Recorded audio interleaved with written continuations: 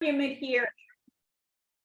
Okay, my argument is that we've had a lot of discussion. Again, the theme of this forum is pedagogical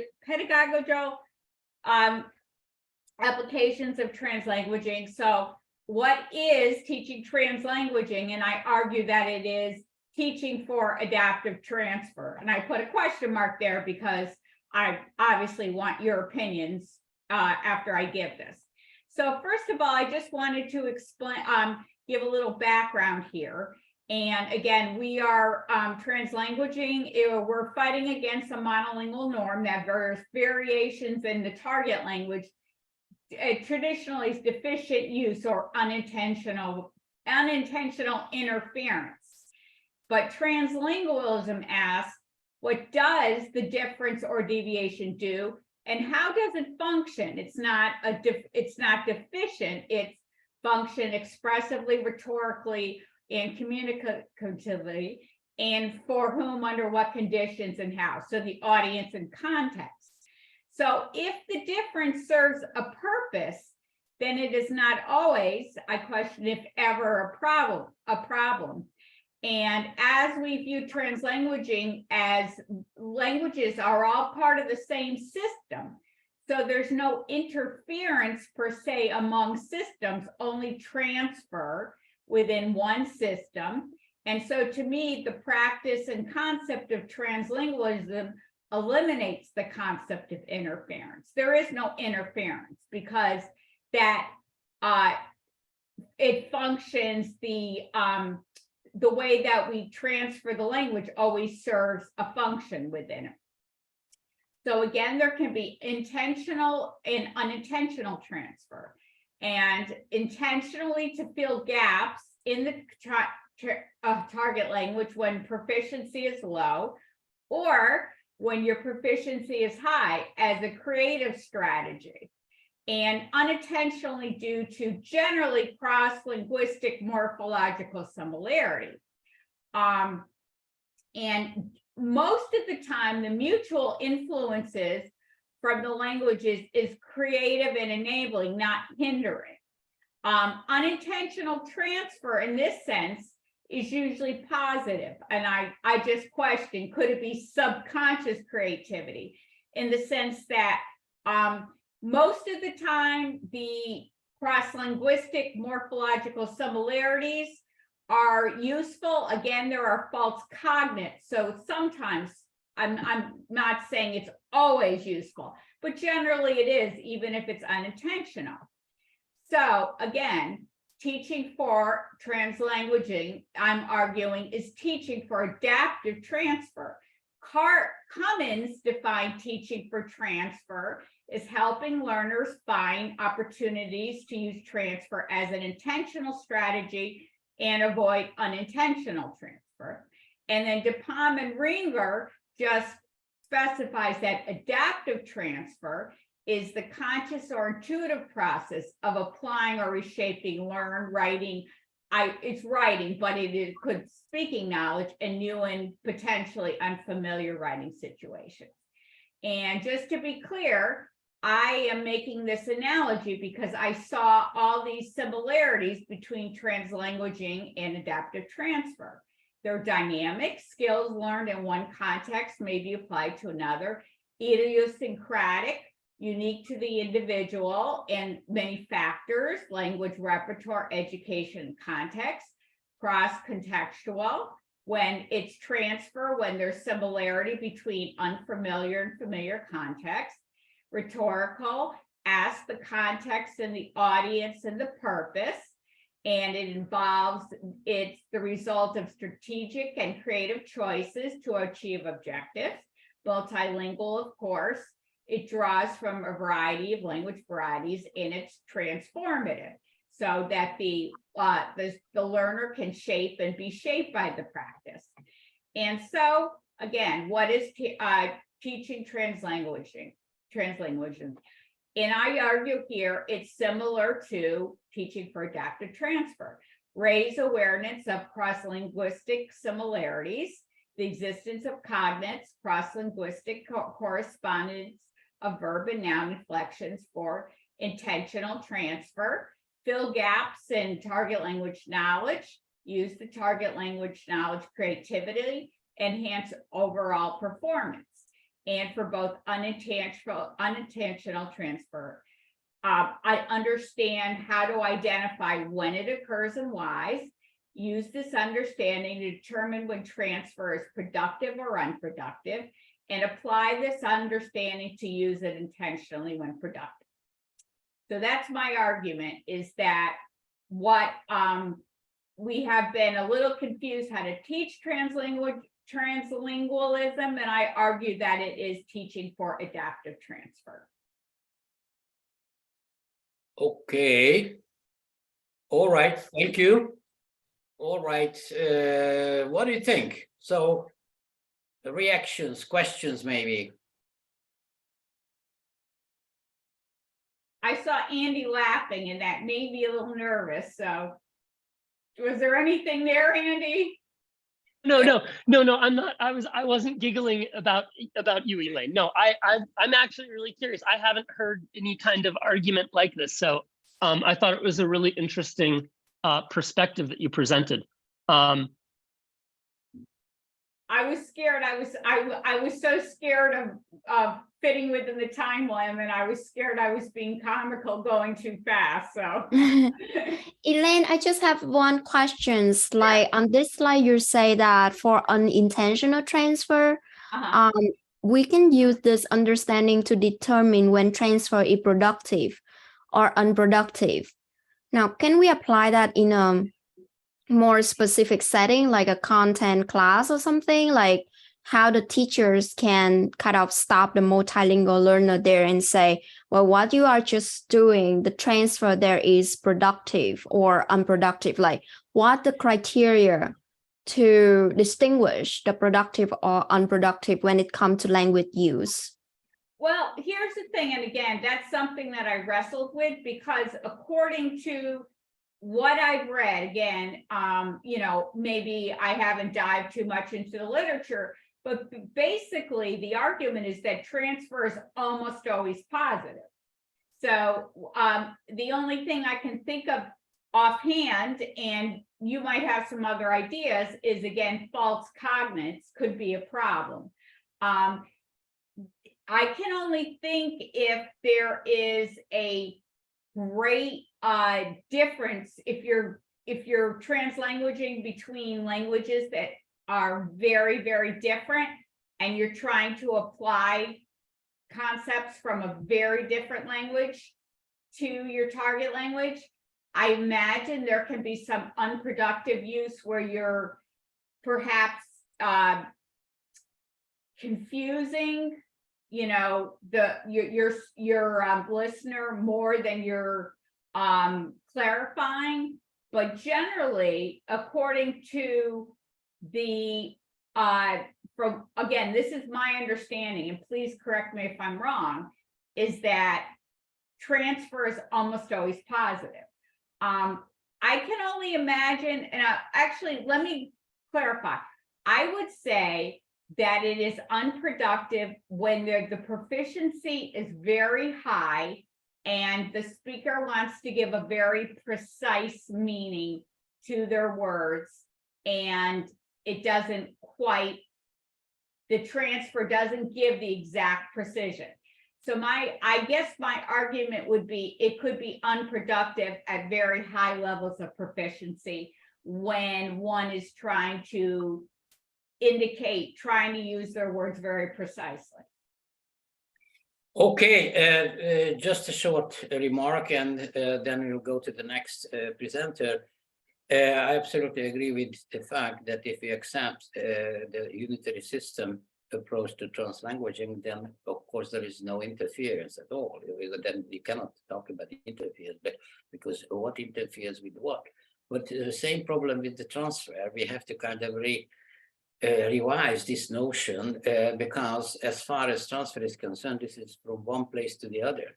So if you transfer something from one place to the other, then there must be two linguistic systems. So that actually contradicts to the whole issue. So, but I'm really glad that you raised this thing, because it's a legitimate issue that should be discussed, but we of course have to be careful, or we have to revise our understanding of particular notions. Okay, so next, thank you very much, Elaine. Thank you. Our next presenter is Andy. He was already warming up, so on my list, Okay. second one, and the third one, the next one will be Davindi, so she's preparing. Oh, I'm Oh. sorry, let me stop. Oh, okay, my screen stopped it. Okay, great. Cool. Well, I love these kinds of forums. I always have a lot of fun. Yeah, I've been having some fun with this one. So I like this idea of translanguaging for teacher education and for pedagogy and practice in the classroom. But again, I'm gonna state some complaints that I think make their argument for translanguaging weak. So here we go. On page 110, they talk about monolingual teachers using translanguaging, okay? Which is a really important thing that we need to talk about, because the majority of the teachers in the United States are, drum roll at this moment, pretty monolingual, right? So this is important as an ELL coordinator, access coordinator, teacher. I'm also working on training an EL in my district, EL teacher in my district. And, you know, I work with the classroom teachers, the content teachers. They all want to know how to serve their students better. And, you know, the bulk of them are monolinguals. So it's really important for me to have access to tools that we can use immediately. I can help my content teachers produce better outcomes for our students, right? Because that's what we want. So I want to talk about their example on page 111, how in a school for Latino recently arrived immigrants, which is awesome. So we're talking about newcomers, right? These are the kids that we need to get up and running as fast as we can.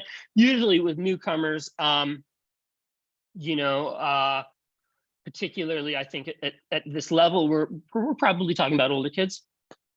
I don't know. I didn't dig deep into Flores and Garcia's 2013 study, but they documented the work of a teacher of Indian background who speaks 5 languages. How is this an example of a monolingual using translanguaging in the classroom? She doesn't speak Spanish, but she's a multilingual. I think 5 languages. We can call her a polyglot, can't we? Yeah. Yeah. So I'm not sure how this is an example of a monolingual using the tools of translanguaging to better serve these students. What she's doing, or he or she is doing, she's already using all of these resources and tools that she's developed throughout her unique bilingual journey, multilingual journey. And now she gets to share all of those things with these kids. That's awesome. But she's not a monolingual, and she's not translanguaging as a monolingual. So the teacher recognizes what the students know. Obviously, this teacher is a professional, and she's picking up Spanish. I mean, listen to this. She's acquired some vocab and phrases in Spanish. She knows how to scaffold instruction. Are we talking about a monolingual non-Spanish speaker, or are we talking about a polyglot who's picking up their 6th language? And you know, they continue to double down on their argument by saying this example makes evident on page 112 that teachers do not need to be bilingual in order to take up translanguaging to educate. My forum question is, how then can we, as you know, the frontline workers here, use this this pedagogy, this practice, this scaffold for our monolingual teachers, you know, in a way that's going to make sense to them. Okay. And that's my question. That's my like, what's going on with this? None of their examples talk about monolinguals using these tools in the classroom setting. All right. Your Yeah. response. Thank you, Andy. Thank you, Professor. I'm curious what everybody thinks about that, because I'm like, I still keep coming back to this. I want this to work, to be a thing, but I keep. Yeah, you know, the situation, what you raise is an interesting issue because, yeah, there are teachers who speak 4 or 5 languages, but maybe they don't speak that particular language that would be needed in that particular classroom. Okay, so, but those teachers also, if we accept what translanguaging is all about, according to Garcia and Leeway, then they also activate all their linguistic repertoire. But that linguistic repertoire might not necessarily be very adequate in that particular situation or useful because the Spanish is not among them. Yeah. So on the one hand, there is some positive thing there because, you know, if you speak 4 or 5 languages, of course, how you approach any kind of task in the classroom is under the influence of your multilingualism, basically. But at the same time, as far as the operational side of the matter is concerned in the classroom, you do not have access to that particular language that would be needed. So are you a monolingual? Because, you know, you teach English and you speak Swahili, you speak German, you speak French, but you do not speak Spanish, but all the students in the classroom speak Spanish. So this, what we're talking about though, isn't teacher translanguaging, it's student translanguaging. Yeah. And so how then is this monolingual teachers using translanguaging? Or is it just that we're going, well, okay, yeah, we'll let the kids speak Spanish to do this task? Or do you know what I mean? Like, Anybody opinion or something? No, but I think, you know, both questions, I mean, what Elaine raised is a very good one, what Andy raised is a very good one. So since we are restricted by time, we had to move to the next one, but actually I made notes of that, and Helen is doing the same thing, so it's okay. So thank you. Can I just respond to Nicole's question quickly? Nicole, the teacher does share the home language, not as a native language, but in the book they talk about her acquiring vocabulary and phrases. So she is picking up Spanish, and even in their dialogue on page 111, you can see the teacher even using Spanish. All right, thank you, Andy. Next one. Thank you. Devin, please. Devin, I have few slides, so let me share my screen.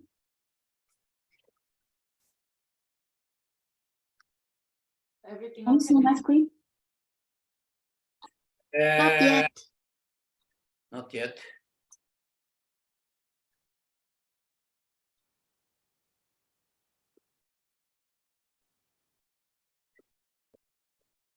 You cannot. I'm not sure. It's all white, Davindi.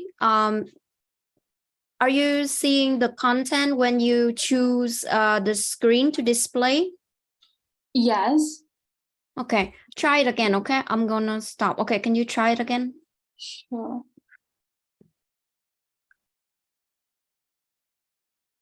How about now? Yes. Good. Okay, you can still see that, right? Yes. Okay. There is- Yeah. Oh yeah, good. Okay. So Garcia and Leeway in the textbook say that bilingual learners finding themselves at various stages of the bilingual continuum tend to use translanguaging strategies for different purposes. Then they give some instances of translanguaging used by different English language learners for different purposes based on their varying proficiency levels. So this student is an emergent bilingual. So she says, in English, I was reading corresponding passages in the Japanese language when I didn't understand it in English. So she uses the Japanese text as a scaffold to understand the English text. And this student is also an emergent bilingual. He says, I was thinking in Japanese at the time. I couldn't think of synonyms in English because Japanese words kept shooting through my mind one after another. So I depended on my Japanese. For example, we had use up among the list. When I understood the word in Japanese, an English word consume came through my mind. This way, I used the Japanese language for the task. So he has less direct access to his second language as he hasn't reached that proficiency level yet. So he thinks in Japanese first in order to find an accurate word in the target language. Then he successfully uses that in the target language. Then this student is a more advanced learner than the previous two students. So he says, this year when I was doing research on the pros and cons about cell phones, I used materials both in Japanese and English. I searched for the articles in Japanese on whether cell phones were beneficial, and I took some of them. Then I did the same thing in English. I ended up using the materials in both languages. I searched in both languages in order to get the best ones available. So he doesn't use both languages to understand the topic, but he uses two languages to learn more information. For me, it's still translanguaging because he integrates all the information he gets in two languages for research purposes.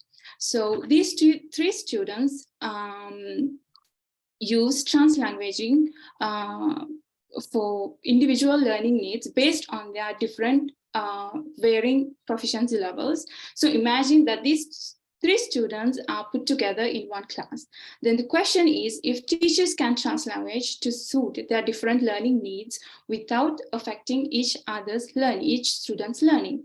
So I asked an English teacher about his opinion of translanguaging in a class of students with varying proficiency levels. He's teaching English in a university in Pakistan. So he said, when students first start learning English, the support of the home language is important. If not for the L1, students will not understand anything. In tertiary level, it's mandatory to deny the use of their first language, even though there's a minority of students who need the support of the first language. He believes that teachers should stick to their second language as students do not have the exposure to the target language outside the classroom. He also said that some students aim at enrolling in universities in English-speaking countries like US, UK, and Australia, and they intend to take standardized tests like GRE, TOEFL, and IELTS. So the question is, if teachers switch between languages, how they can improve their target language proficiency when they have no chance to practice the target language outside the classroom. The question arises as there are students who need the support of the first language. This not just happens in Pakistan, but this is what happens in Sri Lanka as well, because students are not grouped based on their proficiency level, but based on their age. So in my opinion, and based on what I've been seeing when learning English in Sri Lanka, the issue is twofold. So first, if the teacher translanguages as often as required by beginner level students, that can negatively affect the learning of advanced learners. And secondly, if beginner level students need the support of translanguaging and the teacher minimizes it as it affects advanced learners in a negative manner, beginner level students will be left behind. So I've been thinking about these questions. Can we use translanguaging in a class of students with varying proficiency levels, as different proficiencies require translanguaging for different purposes? Can we create one methodology to use in that type of a class? If yes, what are some of the criteria we can use when creating that methodology? Can it or should it always be spontaneous translanguaging depending on the need of the students? Okay, thank you, Devili. Reactions from the floor?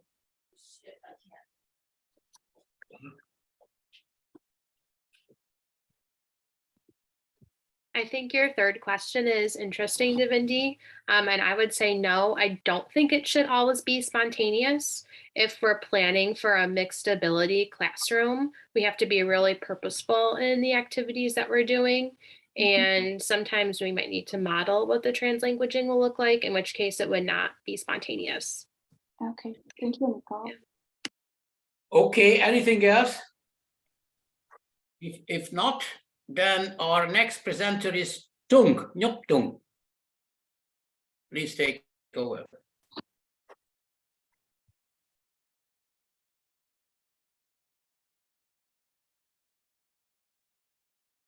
Okay, so can you hear me now?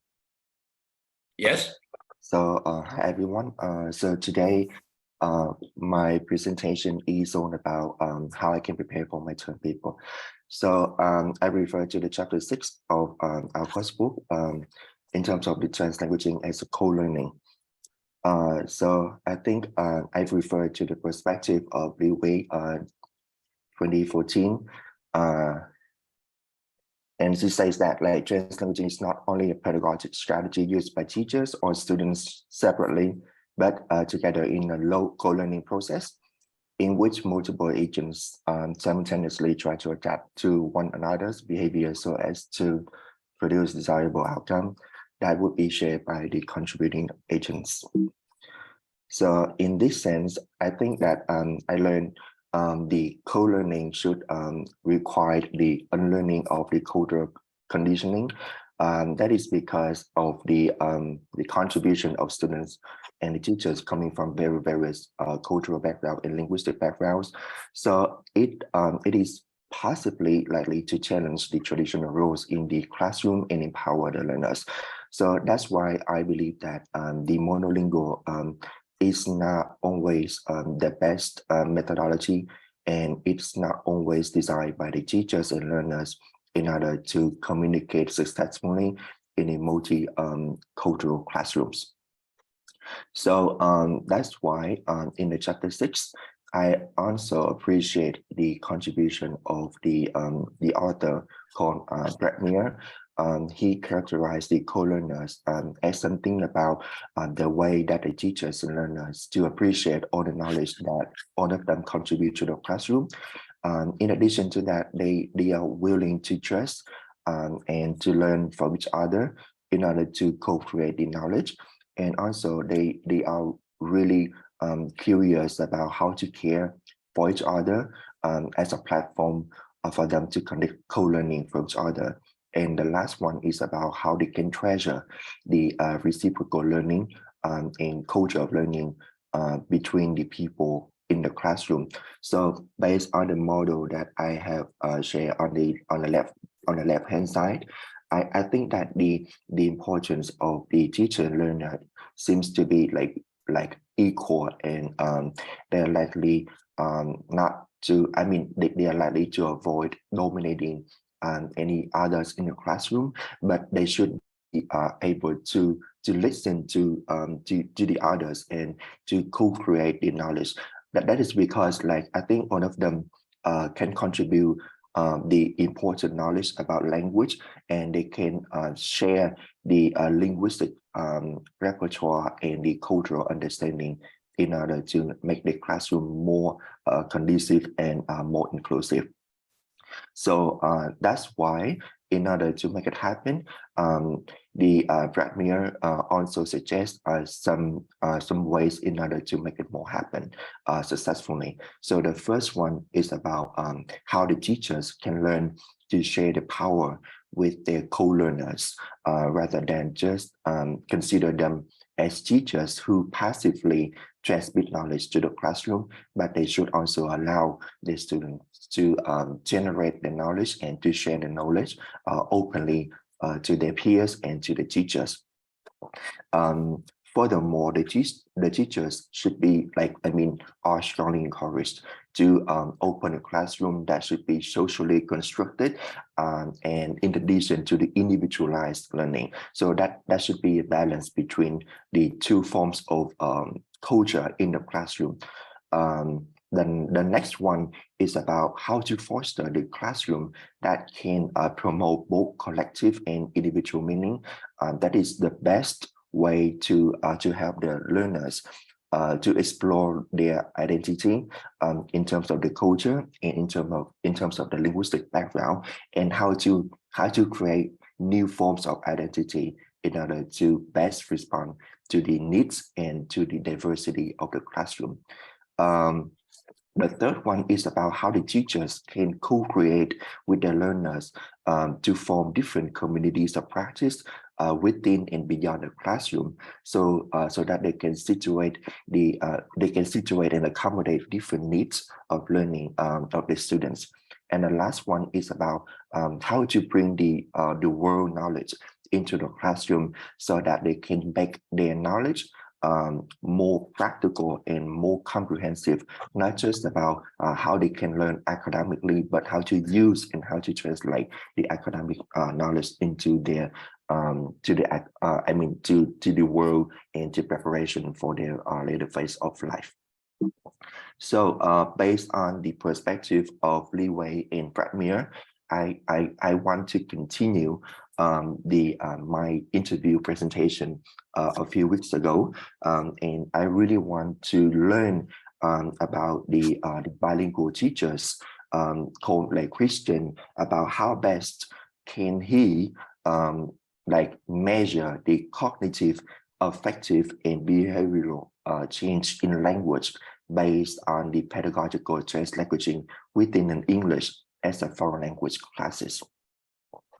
So I just want to reflect on the direction that he showed me about the impact and the usefulness of the translanguaging. So he suggested that he would rather use a number of methodologies in order to make the translanguaging more practical and more accessible to the learners by using task-based learning, project-based learning, inquiry-based learning, and the last one is about development of the employability skills. So based on my understanding of the literature from the book, I have found that there's still a gap to be addressed, specifically with regard to what I'm still searching for the answer from my interview. So I have 3 questions to address for my term paper especially, but I'm really looking forward to someone who can give me some advice on how to move forward.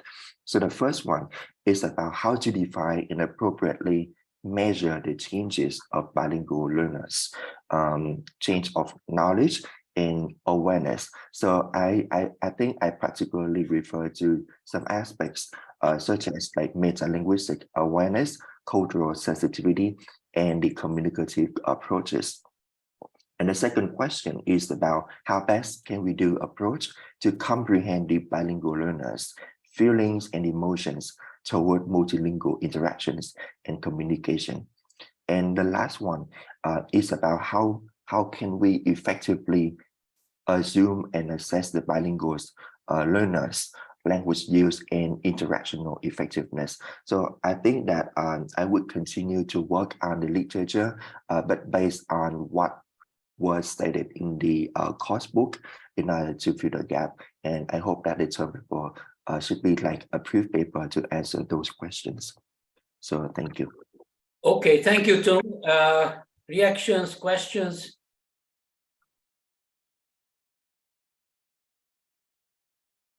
Any suggestion? Okay, if not, then our next presenter is Nicole. Great, thank you. Okay. All right, good afternoon, everyone. Today, I'm going to share my opinion about translanguaging and assessment. So last week, I posed this question in my article presentation discussion. I asked, how can summative assessments be adjusted to allow for translanguaging?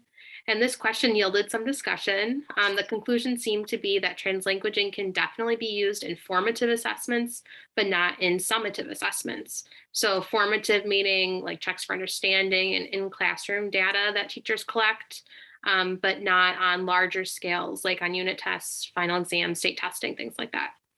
So teachers have a variety of experiences with translanguaging in the classroom, but assessing students who translanguage still seems to be a large question in this field. So my opinion, translanguaging is currently not linked to assessment, but it should be. So I don't know what that link between translanguaging and assessment would look like yet, but I've started reading more about translanguaging and assessment, and I'm going to share a few points of what I've learned. So I'm going to be sharing 2 articles tonight. The first one was published by Laura Asensi Moreno and Kate Seltzer in the Journal of Literacy Research in 2021. It was called All is at the Bottom, Ideologies in Assessment of Emergent Bilinguals. And it discusses the formative assessment practices and beliefs of teachers of emergent bilingual students, specifically in the area of reading. So this article talks both about what teachers are already doing and then what they think about what they're doing. So this article is actually part of a larger study, but it narrates a case study of 4 teachers, some who work with Spanish-English emergent bilinguals in an ENL program, and some who work with English-French emergent bilinguals in a French dual language program. So the article suggests that many teachers believe that adjusting even formative assessments to allow for translanguaging will invalidate the assessments. So those teachers are not on board with translanguaging. But the authors suggest that this is because our schooling context relies on a monolingual framework that holds multilinguals in a deficit perspective. So English is held at a higher value in these schools than any other language and is used as a gauge of success. For example, students who have English reading literacy are deemed to be like good readers, while students who have reading skills in another language may not be good readers. And these formative reading assessments then are testing a student's English language skills rather than their reading skills or even their literacy skills more broadly. So in terms of linking translanguaging with assessment, this article suggests that many teachers are not yet on board, but it can and should be done in order to honor the skills of multilingual students. The second article that I'm sharing tonight was published by Hugh and colleagues in 2017, and it narrates the bilingual summative assessment practices that are used currently in South Africa. So summative assessments talking about larger scale assessments. So ever since the 1970s, secondary exit exams were printed bilingually with identical translations of questions in English and Afrikaans in one testing booklet, specifically on their content portions of the exams. Recently, however, there has been a new initiative to make summative assessments trilingual to include the Xhosa language in the Western Cape Province in South Africa. So for context, in this province, 55% of students speak Afrikaans, 24% Xhosa, and 20% English. So English is the smallest portion of the students. This initiative made adjustments specifically to the 8th grade exams. And they stated in the article that there are many logistical challenges in creating these exams, but they were able to have about 40% of the questions presented trilingually on the exam. So here's an example of what a trilingual question looks like. Approximately 75,000 students took this exam, and 55.9% of students reported using the translations when solving the problems. The results of the exams indicated a 5% increase in score on the questions that were presented trilingually. So I thought that this article provided really clear information about how translanguaging could potentially be used at a system-wide level and how students could actually benefit from it. Now, there are many challenges in linking translanguaging with assessment. As the first article mentioned, many teachers are not yet on board, even with adjusting formative assessments in their own classrooms. They don't have that translanguaging stance yet. In terms of summative assessments, there must be a common shared language for tests to be printed bilingually or trilingually, which in the United States we do not have yet. And there must be a way to score these assessments fairly. So despite these challenges, though, the research presented here suggests that translanguaging during assessments is beneficial for students and should be allowed. So I'm interested in researching this area more, and that will be coming in my term paper. Thank you. Good, thank you. Thank you. Comments, suggestions? The assessment. I think that you raised a very interesting issue, because we already talked a little bit about summative assessment, and basically, I wouldn't say that we had 100% agreement on the fact that if we have translanguaging in summative assessment, that might even validate, you use this word, the assessment itself. So my question is, can we always use in the future translanguaging in summative assessment? Because as far as mathematics is concerned, I think, we can do that when, we rely on 2 or 3 or 4 languages. But when the student has to write an essay on something, God, I mean, it is either English or Afrikaans or Xhosa or whatever the language is. So, I think that we may want to be selective when we set up summative assessment. So I don't say that we cannot do that. We can do that, of course, and there are already good examples for that, but we have to be selective. I don't know whether you agree with me or not. No, thank you for those points. It was interesting in the article, the examples for both the multiple choice and the short answer open-ended question were both in math, although the article stated that other content areas would be included, such as geography, I think was the other example, but they didn't actually give those questions. So I don't know how they would be scored. It'd be interesting to read more on that. Yeah, I can imagine that in physics, chemistry, in some of the science areas, or mathematics, as we mentioned, we can do that, and probably it will happen very soon, in the next 2 to 5 years, something like that. However, there might be some, like, for example, history or social studies, when you have to kind of write some of your opinion on a particular issue or something like that, that might be difficult to let students use different languages within one particular essay or something like that. At least at this moment, I cannot imagine how it would happen, but who knows? So just a little, yeah, Beverly? just a quick comment. Yeah. So I administer every year the New York State math, science, and ELA test for grades 3 through 5. And so students who are English language learners are allowed to receive some special accommodations. So New York State translates the test, I believe, into 12 languages. So if you're like a Chinese speaker or a Spanish speaker, you're able to take the math and the science test in Chinese or in Spanish. But if your test is not translated, you're allowed to have a translator present for the exam. And most of my students do opt to do that. So one thing that I'm thinking about as we're talking about this is my students who take the exam in Spanish are required to complete the exam entirely in Spanish. They're not allowed to use any English if they choose the Spanish option. So that's something interesting to consider also, like, would ever New York State at some point allow them to use English in addition to Spanish if they were completing the Spanish test, or and how would that be scored? But I think at the same time, like, if the exam is a math exam and the student does do the math correctly and can get the correct answer, I don't think that the language should matter that they did the test in. So yeah, it's definitely interesting, Nicole. So I enjoyed hearing about what you had to share, and I do think it has for sure practical application. Okay, thank you very much, Nicole, again. And our next presenter is Yingru.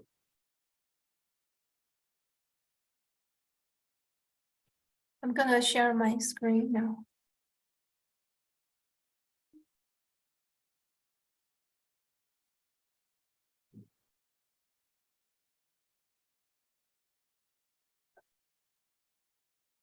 Can you see it? Good.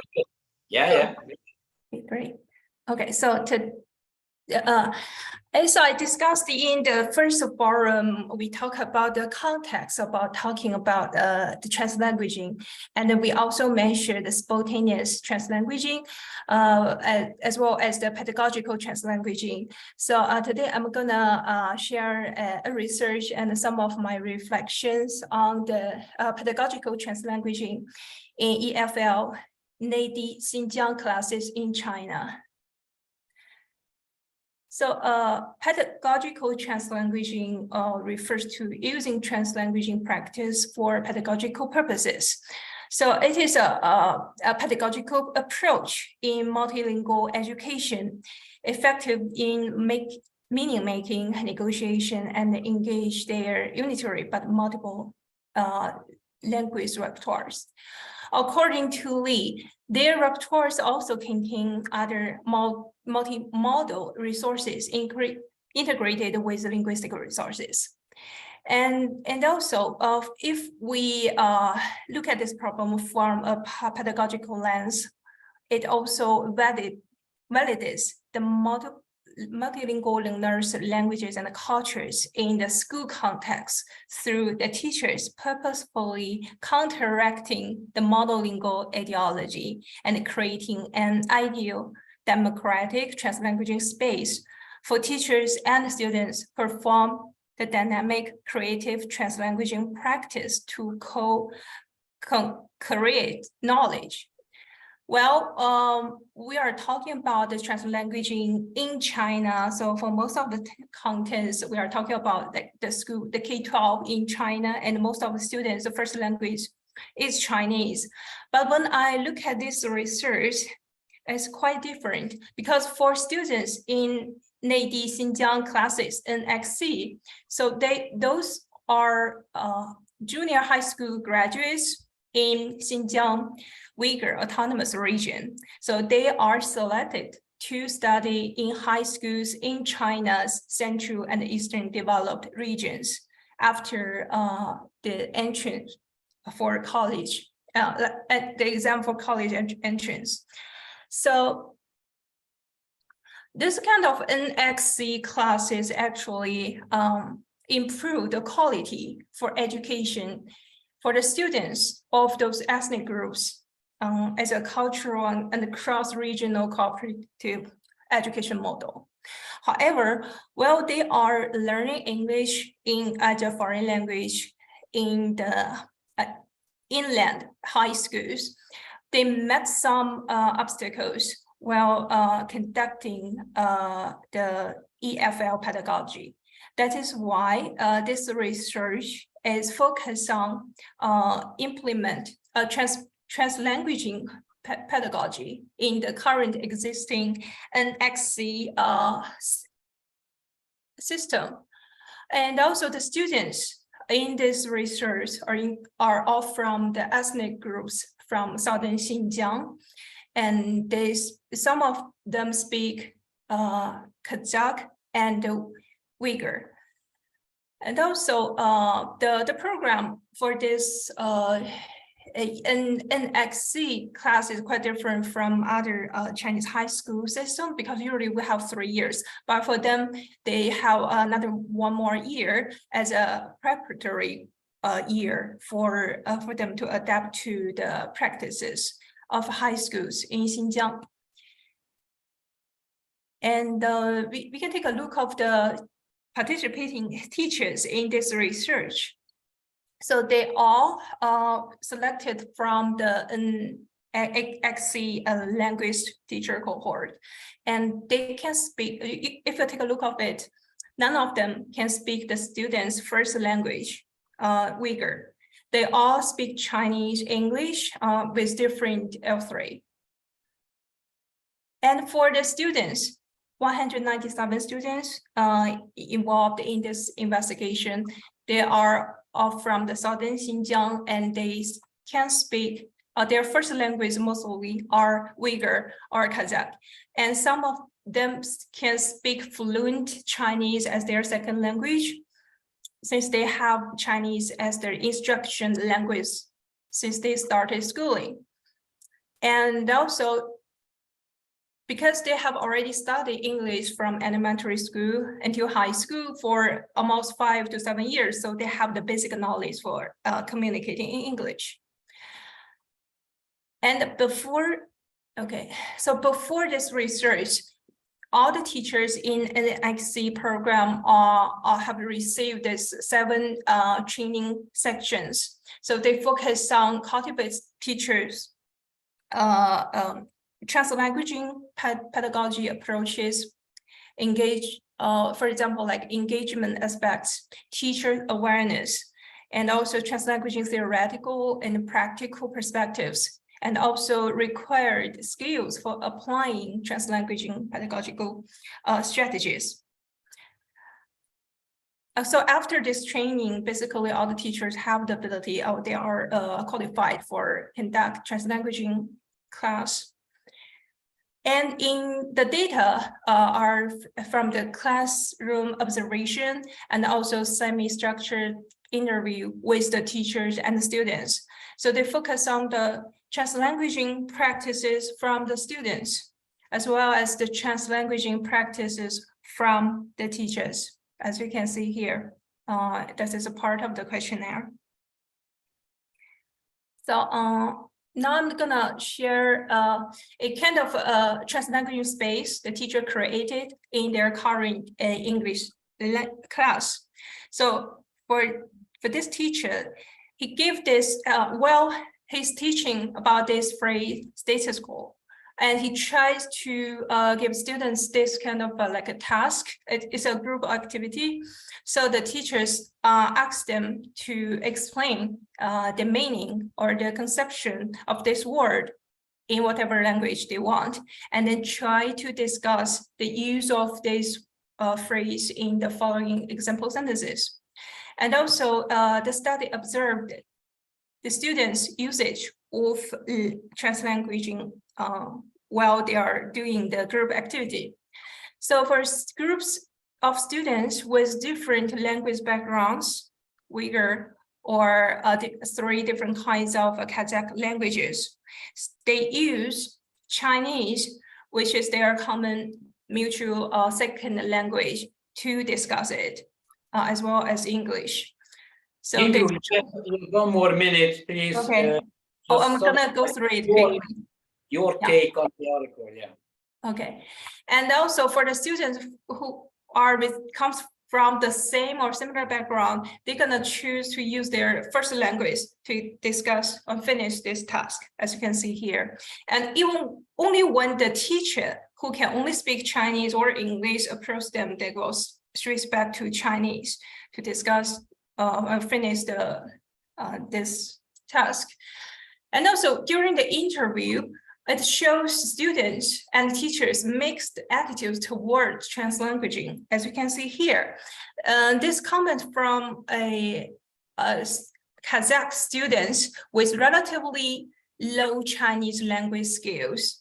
So he says, when I started speaking my language, my English teacher, who was incapable of speaking Uyghur, was like saying either Chinese or English. And one of my roommates told me that her English teacher had informed her that it was implied for her to talk in Uyghur to her teacher. Some of his peers also have trouble understanding the teacher. So as you can see from here, that is a kind of a negative, or they consider the translanguaging approach as a problem, as an issue. And also here is a part of the interview of a teacher before they start this translanguaging project. As we can see here, the teacher has a kind of a monolingual ideology towards language learning. And for the following are considered translanguaging as a natural process. So from their interview, you can see that they consider that the pedagogical translanguaging comes from spontaneous translanguaging because it is quite spontaneous, natural for students to use those 3 languages. So, but the pedagogical translanguaging is well-designed, instructed approach to conduct translanguaging in class. So, yeah, so here comes my reflection. So I figure out throughout, when I go over all the interview data, I find out that actually teachers and the students hold different view towards translanguaging approach in class. So some of them, even after the training of translanguaging, still hold the monolingual ideology, which in their class we can see a relatively weak translanguaging pedagogy. However, for the others, most of them have the multilingual ideology. even for the students who holds the monolingual ideology, prefer to speak more English or totally English in their English class, even though the teachers allow them to use other languages. So I think there are more for us to explore or design the models for translanguaging conduction in the classroom according to the demands of those bilingual learners and also the context. The second one is how to help students prepare well for the translanguaging practice in other languages. So sometimes we can, as you can see here, Yingro, we do not have more time, I'm sorry. So your last thought and that's it. Okay. All right, so can you kind of summarize in a couple of sentences what is your? Yeah, so my question is that the students cannot use, some of them are not good at Chinese, which is their second language. And if I just want to think about if the students are not being able to use a language, no matter it's the first language or second language, to communicate effectively, how can we help them prepare well for this translanguaging practice so that do not frustrate the students while we are conducting the translanguaging approach in the language class. So we should not take it for granted that all the students are well prepared for a translanguaging. Actually, it is not the case if we'll go over the interview from the students. Yeah. Okay. And, yeah. Thank you. Thank you. Any comments very briefly if you have any? Okay, then our next presenter is Roberto.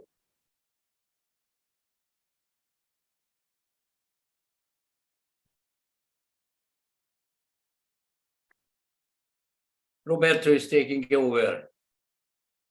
Yes, hello everyone. Just give me a sec here. Why is it not working?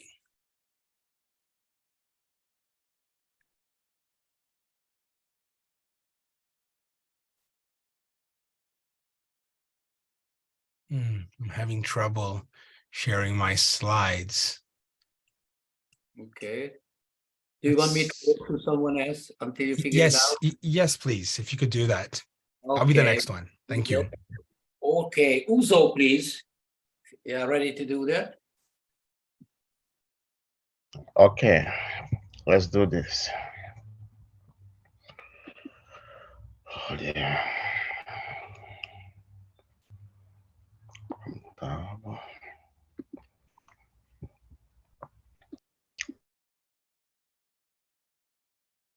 Yeah, we can see it. Good.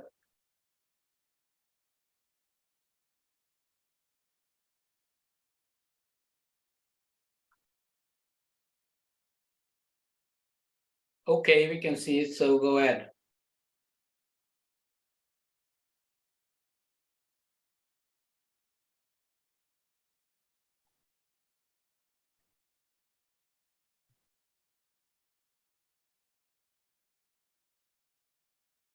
Also you have to unmute. Unmute. We cannot hear anything. Unmute. Okay. Can you hear me now? Yeah. Can you hear me now? Yes.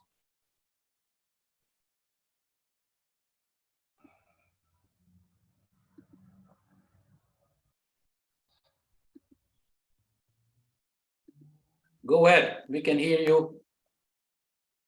Okay, and we can see your slides.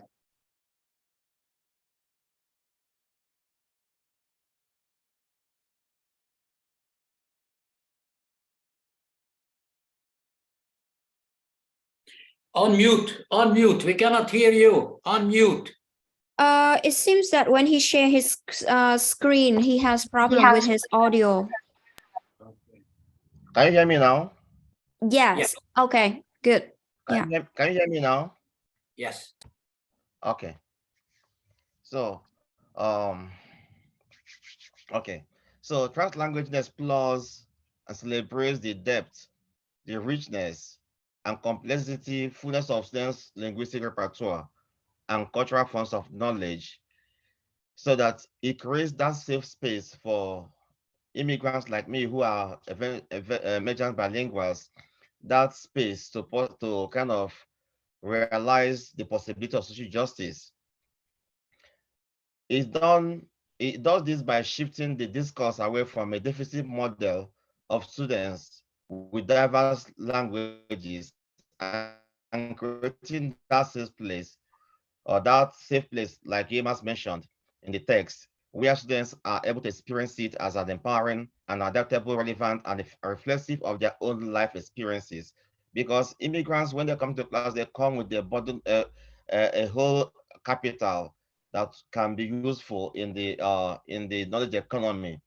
And translanguaging is a tool that can help these resources to be unleashed to enable the learning activity in the classroom to be more fruitful and productive, thus encouraging multilingualism in the classroom. So that I went further to say that translanguaging is actually a teacher-led experience or exercise. And again, being teacher-led, it has to be intentional. The classroom teacher has the whole thing in his hand if he wants to do it, because it requires a personality to come to bear. He has to be someone that has to be culturally responsible educator, so that when he applies translanguage in the classroom, it should be beneficial in such a way that teachers are able to interact with their students, and the way that students' abilities will be evaluated will be known to him ab initio. Someone said before that translanguage has to be purposeful. It's not something that is done spontaneously. So that translanguaging will allow teachers and even the students to have access to the full range of their linguistic practices as they share in collaborative construction of knowledge. So everyone in there becomes co-creators of knowledge.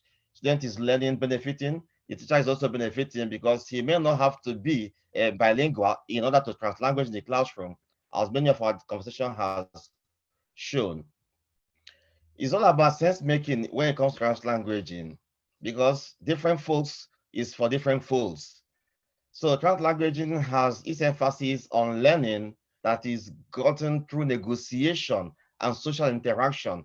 As students make their objects of study relevant to themselves, they make out their own meaning using the resources of their language, of their linguistic repertoire. So by honoring the richness and the complexity and the fullness of students' linguistic repertoires, translanguaging creates this opportunity for deeper understanding. As learners produce new knowledge, they make sense of their knowledge. As Garcia has highlighted in the text, they take ownership of their effort and also the result. So it's all boiled down to educational equity. So as a tool for educational equity and social justice, I read a study by Ana Mendoza when he conducted an international analysis of a 9th grade English classroom in Honolulu with students from diverse linguistic backgrounds. So the study examined international sequences and students did literary analysis of novels and poetry for a period of 13 weeks. So those sequences involved the appropriation of other lexical phrases in the text, collaborative word searches, miscommunication repairs, and knowledge checks. So that when translanguaging was applied, it indicated that there was a joint meaning making across the linguistic asymmetries, and was not only a means of maybe thinking aloud in different contexts or different languages internally, but they're able to use an integrated language repertoire, but a form of helping peers as students were able to interact with each other to adopt language, teach each other something, or work through a problem together, thereby creating opportunity to learn by everyone in the classroom. So the finding in that study showed that equity hinged not only on allowing students to learn using their whole language repertoire, but also on social interaction that can be facilitated by the teacher in the classroom. Therefore, I want to go with the definition in view of the above submissions that translanguaging has to do with the application of an integrated language repertoire to engage in meaning making while interactively engaging in a learning activity so that everyone's knowledge is fairly expressed and evaluated in the classroom by an intentional teacher. Intentional teacher is very, very important, and it's on purpose, it is there. Therefore, as a social justice approach, it creates a space within schools and in classrooms where the practice of social justice can thrive. At the core of social justice work in the educational system is a desire to transform the world through teacher action. collective student action, and the empowerment of individuals to create change that is meaningful and sustainable. So I want to go straight to my final thoughts. So for time. So since translanguaging is about deploying one's entire linguistic repertoire, including English or any other language in order to express one's thinking or knowledge, I feel that students might find it difficult to translanguage effectively if they are scared about their proficiency levels in the official language of instruction in the classroom. But with translanguaging being teacher-led and intentional, the pursuit of equity and inclusivity will also incorporate how languages, including the language of instruction, are used in the classrooms, so that languages that promote inclusivity and social responsibility, so that students are able to leverage their language repertoires to learn translanguage aloud. Everyone is able to co-switch, like during group activities, so as to include rather than exclude, and people will use the class plurilingual resources to relate to others in positive ways under the facilitation of the classroom teacher. Thank you. All right, thank you. Any comment? Okay. I just wanted to say something that I found really interesting, how you argued that it has to be teacher-led instead of what Garcia used to say, that it could be spontaneous. So I actually find it very powerful what you're saying. If we're looking for equity and inclusivity, it has to be teacher-led. Yes, it has to be intentional as well. Okay. Any more? Thank you, Uzo. Thank you, Isabel. And let's go to Roberto. Hopefully he has been able to solve the problem. Yeah. On mute. Roberto, on Okay, mute. there, I found it. Thank you. All right, everyone. So let's continue here. So here's my. Okay, so I've been thinking, right, about how we can like define, I think that's what we're trying to do, think about how we can structure translanguaging as a pedagogy. And I think like the difficulty in defining or structuring translanguaging as a pedagogy is because there are so many different educational contexts, and these educational contexts, they have so many like dimensions that we have to think about so many aspects. And I want to talk a little bit about some of these today, maybe help like in an approach to try to define or structure translanguaging as a pedagogy tool, a pedagogical tool or approach, right? So I keep coming back to this question, which is, can translanguaging be used in all educational contexts? We've already talked about it, right, in class. And so there is the possibility that you can say no, right? There are some contexts where you don't want to use translanguaging at all. But I'm going to ignore this for the moment because I think we're all here like enthusiasts of bilingualism. So I'm going to focus on the other possible answers to this question, which one would be like, yes, it can be used in all contexts. And if it can be used in all contexts, then we have like a stable definition or the possibility of a stable definition. But I think a more complex answer, right, a nuanced answer would be yes, probably, but there's the problem that every time you use translanguaging, depending on the context, the way that it's instantiated is quite different. So then the question is, okay, so what is the essence of translanguaging if it appears different in different types of educational contexts? And so that's what I'm basically like struggling with and thinking about, and I'd like to talk about today in my presentation, right? So I want to address like a few of these dimensions which cut across each type of educational context, right? Which shows how complex and you know, it's not so easy, and how the way that you, depending on the context, how translanguaging takes shape and takes form. Right. So the first dimension is like the social linguistic status and context. Right. We've talked about this already. So this would be like foreign language versus second language. Right. So this was mentioned already today in one of the presentations. It's like when in a foreign language setting, you don't have a lot of opportunity. The students don't have a lot of opportunity to use the foreign language, right? The target language. And so there's this pressure for like making the most of the opportunity and the time in the classroom. And that's why there's this push for trying to avoid using learners' home language and to concentrate only on the target language, right?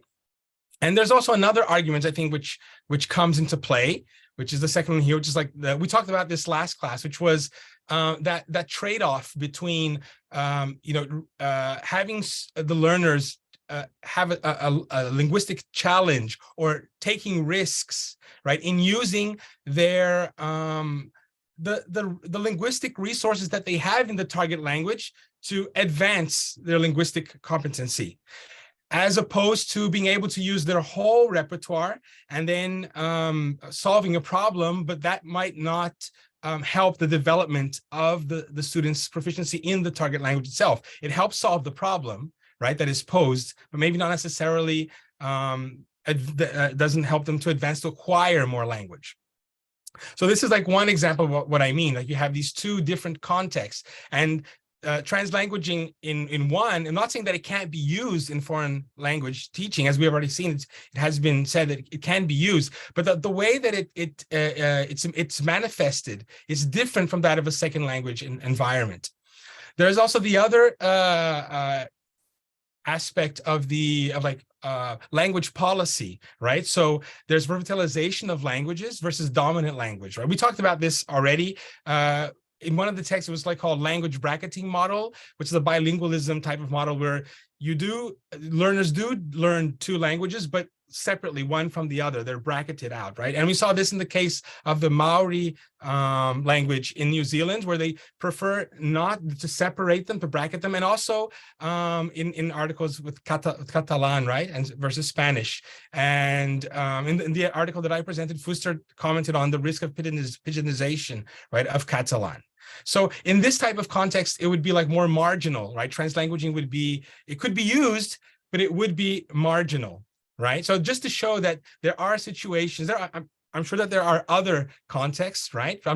These are the two examples that I bring, but it's just to show that depending on the social linguistic status and context, what translanguaging looks like in the classroom can be very different.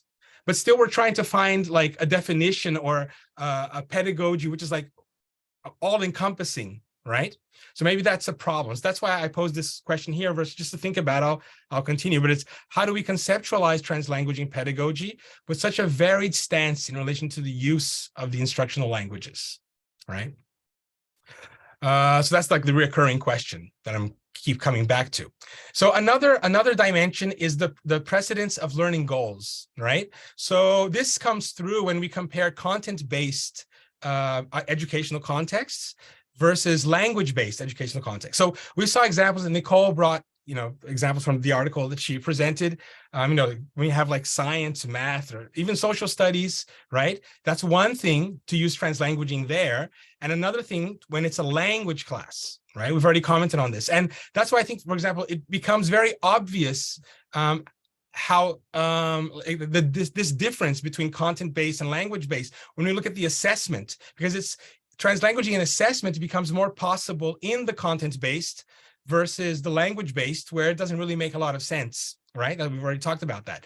And when Garcia and Wei talk about, when they try to sort of approximate and bring together multimodality, it seems to me that the convergence of translanguages multimodality is more fluid and it makes more sense when it's content-based, right? More than so than when it's language-based.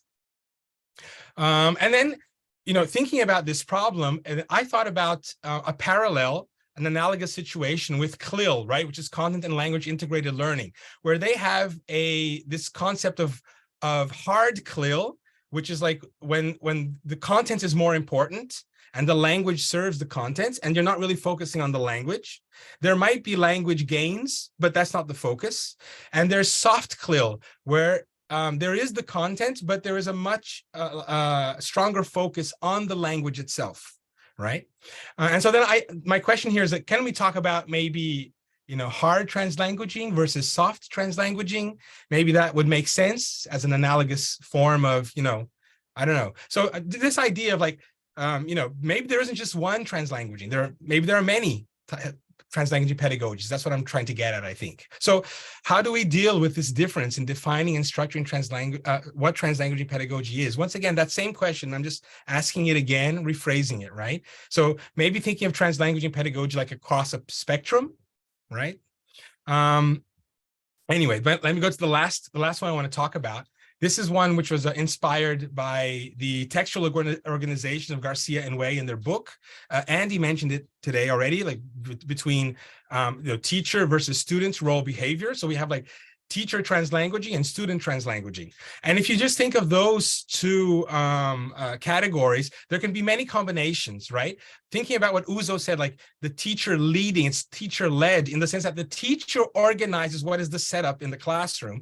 We can have many combinations. So let's say a combination one would be that the teacher would refrain from using translanguaging and only let the students use their translanguaging, either because the teacher is monolingual, as we've seen it's a possibility, or because they consciously decides, no, I'm not going to use it. I want to be a model of the target language. So I'm going to always use the target language. But because I have to activate students' schemata and let them use their resources, I'll let them use translanguaging. So that's one combination that's possible. Another combination would be the opposite. Like the teacher uses translanguaging in order to make sure that the students are able to understand his or her instructions and instruction in general, but then sort of not allow the students to do so, as usually happens in a foreign language classroom, where the teacher wants to challenge the students to try and use the limited resources that they have in the target language to communicate and take risks and play with the language and then learn through that process, right? And we might have another combination where the teacher actually models how he or she would like the students to translanguage. So then of course, this is the prerogative of the teacher who sets up the class so that both students and teacher can translanguage. And so you can see that here, there are all these combinations, but I presented, of course, only these three dimensions, right, of different educational contexts. And you could also imagine that there are also many combinations, right, to these different dimensions too. And of course, one can relate to the other. So I think just to wrap it up, what I'm trying to get at is maybe we're thinking about it wrong. Like when we're thinking of just one type of translanguaging, I don't know. So my question is, what other dimensions or parameters influence the sensation of translanguaging? I just presented three, but surely there are others, no doubt. And does it make sense to define and structure translanguaging pedagogy according to such parameters, right? So these would be like parameters. We can maybe define different types of translanguaging pedagogy based on where they lie according to a set of continuums or parameters, right? Or should translanguaging be an ad hoc application of bilingual principles, right? So these principles of, valuing students' language in the classroom, favoring adaptive translanguaging, as Elaine said, right? Are these ad hoc principles, or are we going to structure something? So that's it. Thank you. Okay, thank you. Thank you. Reactions, suggestions, comments? I like this hard translanguaging and soft languaging kind of thing, because definitely one thing is for sure, there are different types of translanguaging.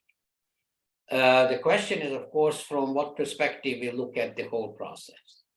And it's good that you have tried to do that from three different kind of dimensions, but I agree that there might be some others. And there is one very important thing, at least as I see, when you talked about the relationship of teachers and the students, and there were these three different kind of conditions that you presented.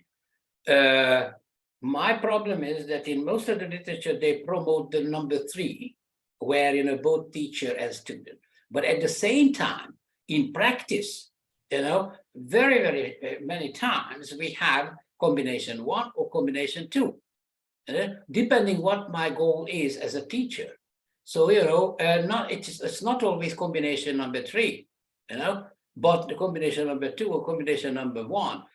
might be necessary in particular scenarios, depending on what your work conditions are and what your teaching goals are. Exactly. Any more? Yes, Okay. so that's exactly what I think, Professor. I think it depends on the teacher to decide, right? But that's the thing. It's like, since we're trying to structure translanguaging as a pedagogy, like if it depends on the teacher, but are we going to have some type of structure to help, or is it going to be ad hoc, right? According to the best judgment. So sort of trying to map things out, right? And I thought that my idea here, I think, is like thinking maybe across spectrums and thinking across these parameters. I think it might be easier to think of structuring translanguaging than trying to get something which is all encompassing, which I think is many times the approach that we take, I think. Yeah, this is usually, I think that there have been quite a lot of top-down movements in this kind of field and much less bottom-up. And what we had to do is to do a lot of bottom-up work, to see what exactly it is, and then, kind of create some kind of theoretical framework if we have any, or if we can do that. But first of all, definitely we have to look at these different dimensions that you talked about. All right, thank you. Ying Kong, you come next. All right, so let me share my screen.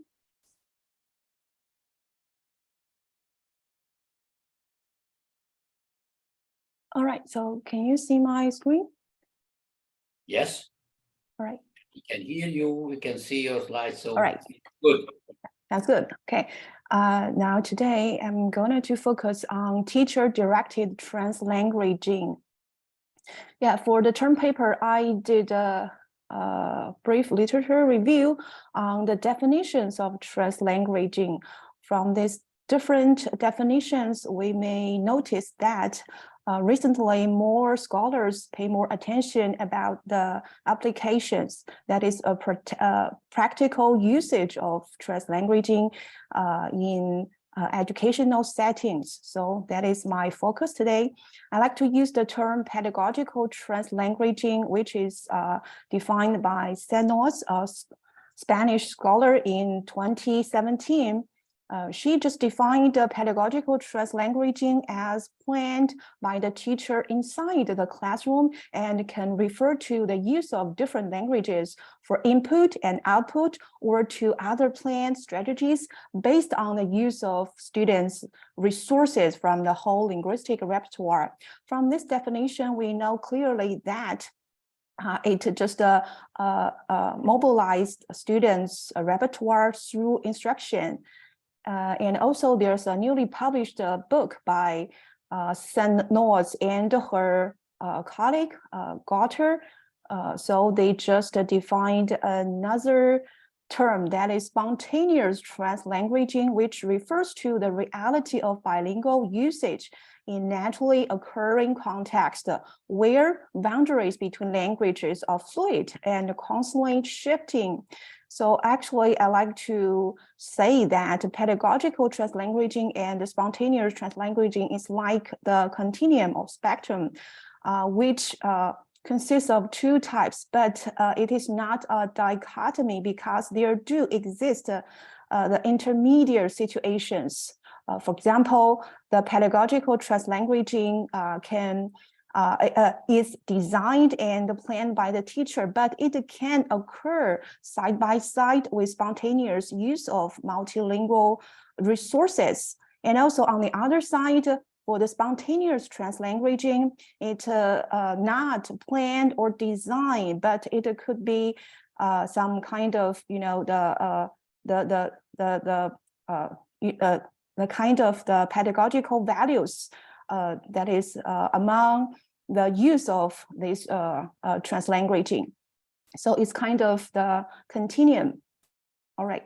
And also Garcia and her colleagues in 2017 argued about three components of translanguaging educational practices with these three ones, that is stance, design, and shifts.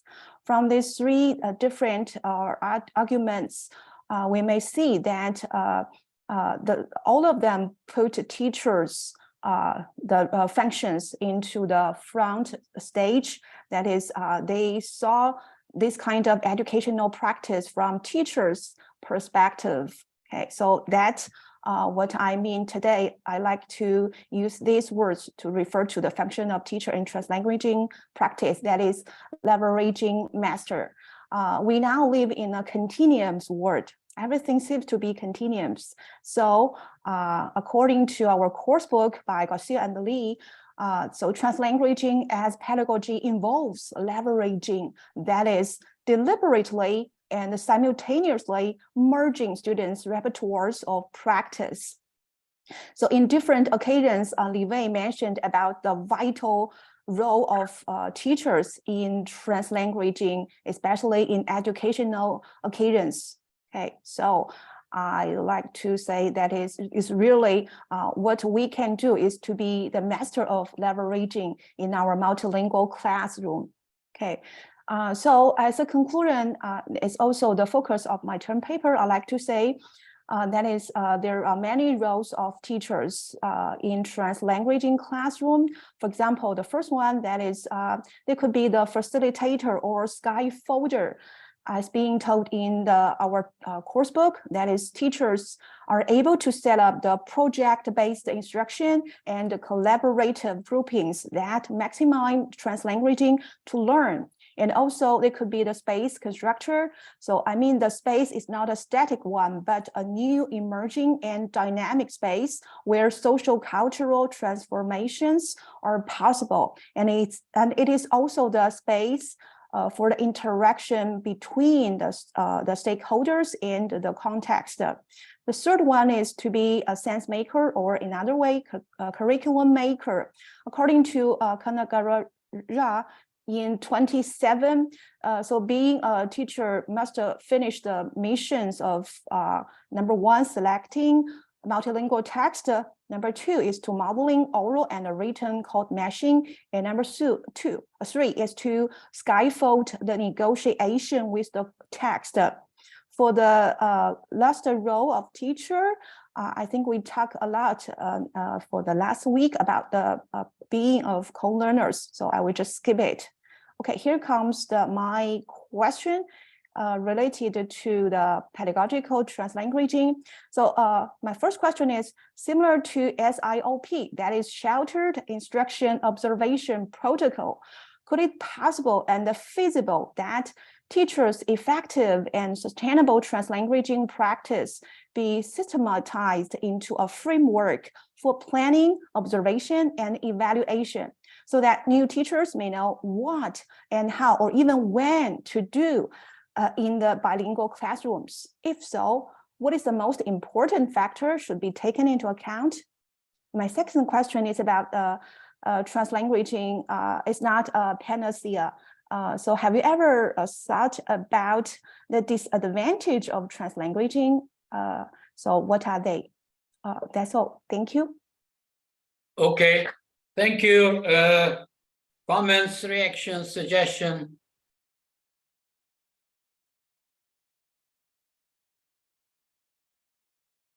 I just wanted to say that I really love the fact that she listed several roles for teachers, and those could be part of what Roberto was talking and the spectrum. And I also was working, and my opinion firm is related to also that continuum where roles are not one or another, but it could be, you know, graded in a continuum. So I really appreciate how you developed that idea of the role of the teacher.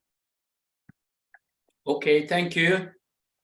All right, and thank you again, Ying Kong. And our next presenter is Yunhee. Okay, thank you. I need to share.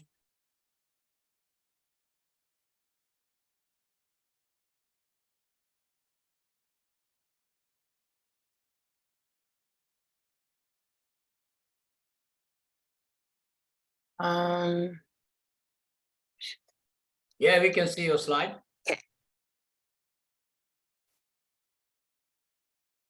Got to present it. Oh, sorry. Right. So what I wanted to present today for the forum was data from an ESL, from two ESL classrooms that I observed. And I have videos to show you. And when we're discussing translanguaging, I really wanted to talk about, well, I really wanted to see real data and then see if there's translanguaging happening amongst whom and where and how. So that's why I brought the data to discuss that with you guys. So things that we want to, I think we want to consider watching these videos is our first pedagogical and international context, and who's involved, and what's your background, and also if there is translanguaging happening and what are the implications. If so, then what are the implications for teaching and learning? So anyways, I'll just play the video. So I have two excerpts. So this one, I just have two, these two clips are from the same interaction, just that one you see on the left is from the we don't actually see any video clips or images. All I see is a black screen that says loading. I'm sorry to interrupt. Thank you. I'm just gonna play. Can you see? No. Have you tried doing the no, advanced sharing option?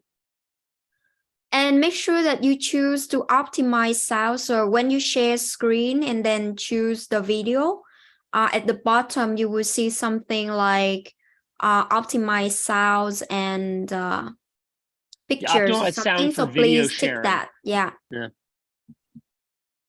I did that. Okay, so stop share. I'm just gonna optimize for video clip. Got it. Exactly.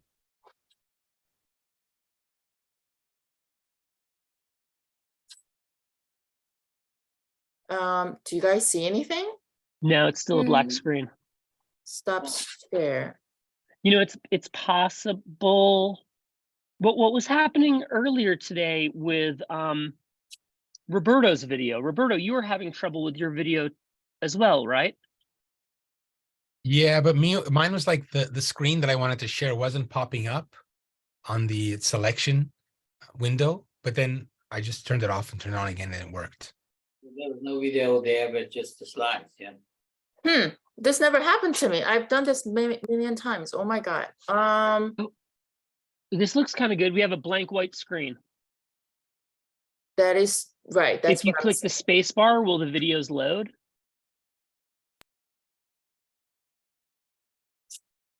White. Okay. Is it on like a slideshow or an animation, like a transition or any of that stuff? Yes. That might be why it's freezing. So if you just showed each video on its own, we might be able to see them. But because the slideshow has multiple sources on the same page, it might be, right. There might be a conflict there. Right. Okay, let me think. What about just playing it without going into full screen? I can do that. I just want to share something, but it doesn't let me share. Am I the last person to go? What if you sent Han the file and Han played it from her computer? I'm sorry, you guys. Am I the last person to go? Oh no, there's more.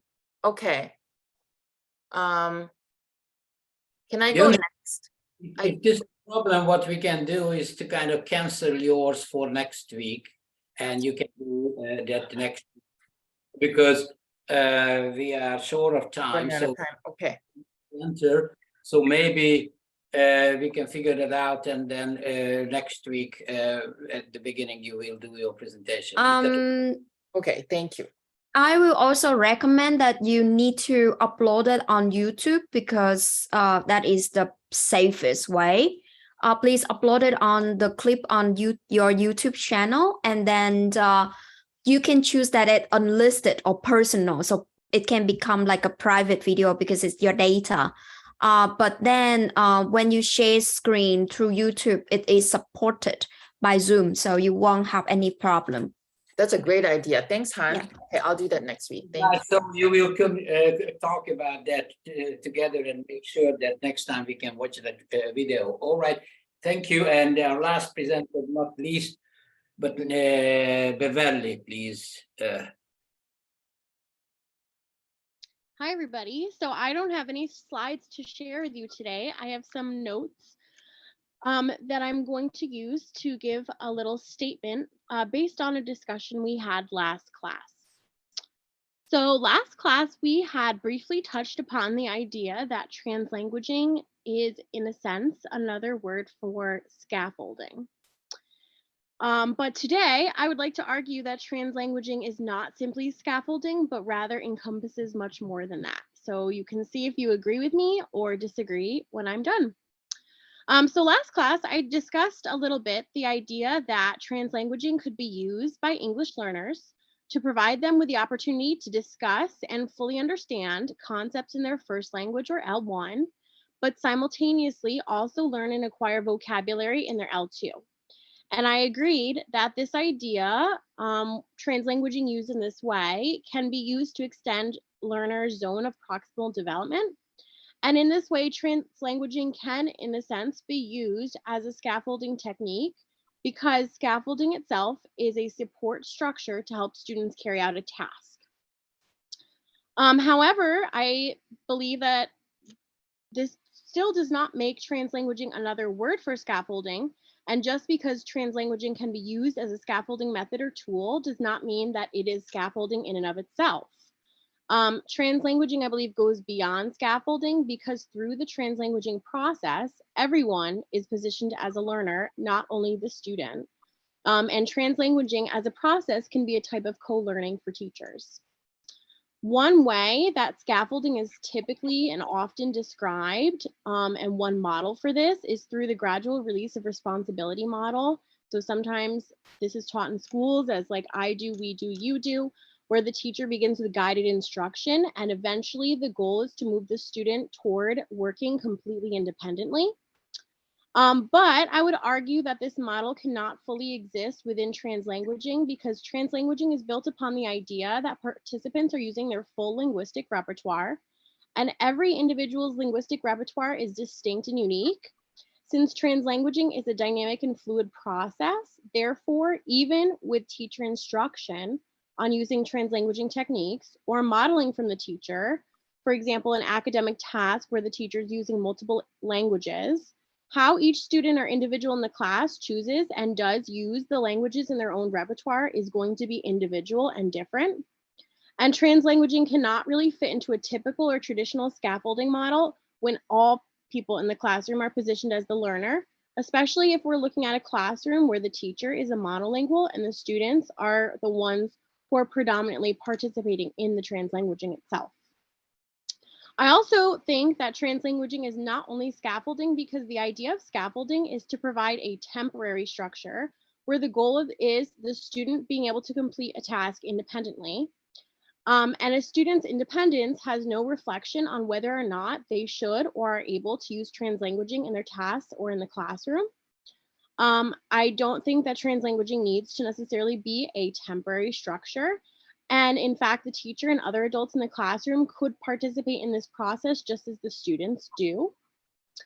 We also, many of us, agreed that translanguaging strategies in the classroom produce self-efficacy and self-regulation of learning by students. That's something we discussed last class as well.